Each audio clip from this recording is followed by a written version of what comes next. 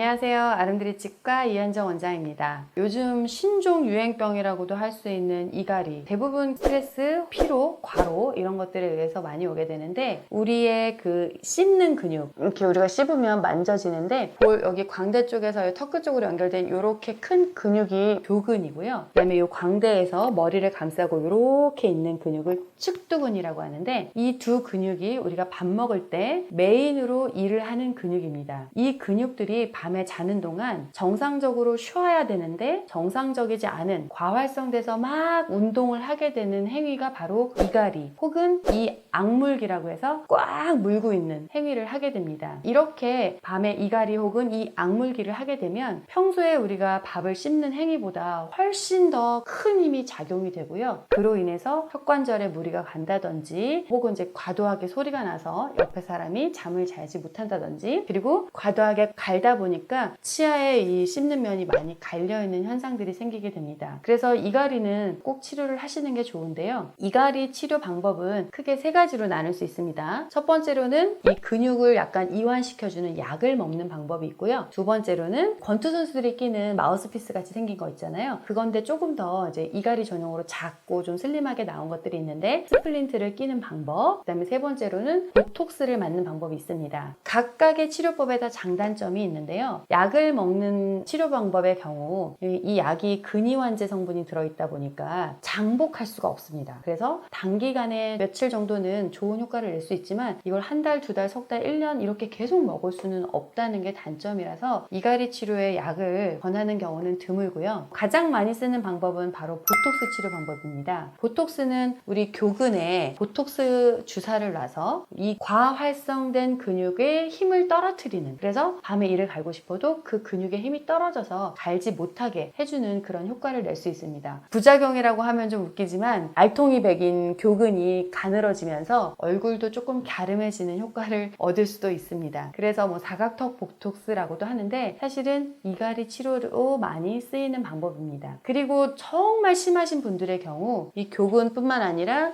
측두근까지 같이 보톡스를 놔서 이갈이 치료를 하는 경우도 있습니다. 이 보톡스 치료가 굉장히 좋은 방법이긴 하지만 보톡스라는 것이 약을 이용한 성분이다 보니까 효과가 딱 나타났다 딱 없어졌다 하는 것이 아니라 서서히 효과가 나타났다가 다시 효과가 서서히 떨어지기 때문에 주기적으로 보톡스를 좀 맞아줘야 한다라는 불편함이 있을 수 있습니다. 그리고 스플린트라고 해서 끼고 자는 게 있는데요. 이거는 치아를 움직이지 못하게 꽉 잡아주는 역할을 하기 때문에 굉장히 좋은 효과를 내는 장치이긴 합니다. 다만 가장 큰 문제점은 아무래도 입안에 무언가 끼고 자다 보니까 대부분 밤에 자다가 이렇게 빼서 던져놓고 자는 경우가 많아요. 사실 저도 이거를 껴본 적이 있는데 저의 경우 10번을 끼면 거의 10번 다 아침에 발밑에서 발견하는 경우가 많았거든요. 상당히 불편함을 저는 느꼈기 때문에 1차적으로 권하는 치료 방법은 보톡스 치료고요. 만약에 보톡스 치료로도 그게 잘 해소가 되지 않는다면 스플린트 치료랑 병행해서 할 경우 좋은 효과를 내기 때문에 하나의 방법으로 딱 치료를 하려고 하지 마시고 단계적으로 하나씩 치료 방법을 시도해 보셔서 이갈이는 꼭 치료를 하시는 것이 좋겠습니다.